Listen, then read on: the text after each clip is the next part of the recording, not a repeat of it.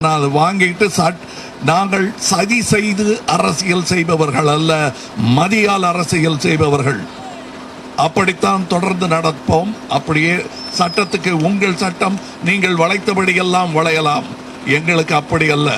நாங்கள் சட்டத்தை பின்பற்றி செய்ய வேண்டியதை செய்வோம். மக்கள் சேவை என்பது கொள்கை எங்களுக்கு, மக்கள் நலன் என்பது எங்கள் கொள்கை. அதை நேர்மையுடன் அஞ்சாமையுடன் செய்ய போகிறோம் என்பது இங்கு நாங்கள் எடுக்கும் பல உறுதிமொழிகளில் இதுவும் ஒன்று. இங்கே வெயிலிலும் மழையிலும் நான் பேச மாட்டேன் என்று தெரிந்தும் எனக்காக காத்து கொண்டிருப்பது நான் சினிமாக்காரன் என்பதற்காக அல்ல. என நீங்க சொல்லுங்க, என கேட்கட்டும் அங்க குரல்.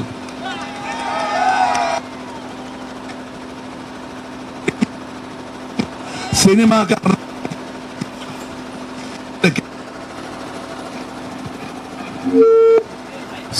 சினிமாக்காரனை நீங்க பார்க்கணும் அப்படின்னு நினைச்சிருந்தா சனிக்கிழமை தோறும் நீங்க ஃப்ரீயா பார்க்கலாம் வீட்டில் டெலிவிஷன்ல. அதுக்கு வரல. நீங்க வீட்டில் வெயில் இல்லாம மழை இல்லாம சௌக்கியமா உட்காந்துட்டு பார்க்க சினிமா அங்க இருக்கா, போய் பார்த்துங்க. இங்கே வருவது மக்களுக்கு சேவை செய்வதற்கும் ஒரு புதிய நவ அரசியல்வாதி. அதை ஞாபகம் வைத்துக் கொள்ளுங்கள். ஆங்கிலத்தில் நியோ பொலிட்டிக்கல் என்று சொல்வார்கள்.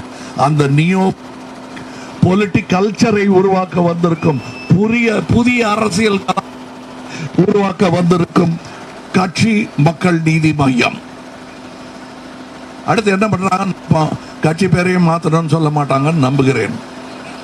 அந்த அளவுக்கு நாட்டில் நீதியும் இருக்கிறது. என்ன பாருங்க என்று நம்பும் கட்சி தான் மக்கள் நீதி மையம்.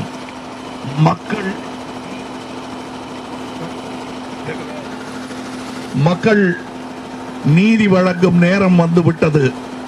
அதை நினைவில் வைத்துக் கொண்டு இதே போல் திரண்டு எங்களை ஆட்சி கட்டிலில் அமர்த்துங்கள்.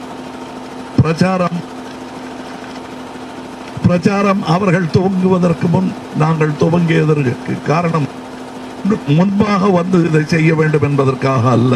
போன முறை எங்களுக்கு 18 நாட்கள் தான் கிடைத்தது. இந்த முறை 90 அல்லது 100 நாளாவது கிடைக்கும் என்று நம்பிக்கொண்டு வருகிறோம். மீண்டும் வருவேன். நாம் சந்திக்க வேண்டி இருக்கும். எலெக்ஷனுக்கு முன்னாடி, எலெக்ஷனுக்கு பிறகும் நாங்கள் வருவோம். நாங்கள் எலெக்ஷனுக்கு பிறகு காணாமல் போகும் கட்சி அல்ல. அப்பொழுதும் வருவேன். அப்பொழுது இன்னும் நிறைய பேசுவோம். நன்றி. நாளை நமதே.